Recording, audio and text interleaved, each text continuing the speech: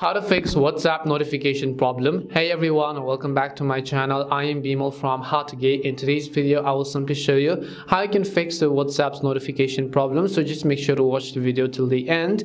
In order to fix your WhatsApp's notification problem, so let's say you're not receiving notifications from an individual person, you want to make sure that you have not actually muted their notifications. So in order to check that, just tap on their name over here and go to the profile page, and you can see you have the mute notification option. Make sure that this is turned off next to the person of whose you're not receiving notifications. The other is that make sure that your do not disturb mode is actually turned off. So in my case, my DND mode is turned on because I'm recording this right now, and this is going to block all of the notifications, so you have to be aware of that. You can just turn that off, or else the problem could be that you have disabled notifications. So just go to settings, and here you'll find the option called notifications. So tap on it, and over here on the list of these apps, just search for the app called WhatsApp, and you want to make sure that the toggle next to WhatsApp is turned on first of all. And after that, you also want to make sure it's set to allow sound and vibration, not deliver quietly. You can also go to in-app notification settings. You can just go ahead and change all those as well. You can also go to notification categories and make sure that all of this is actually turned on as well.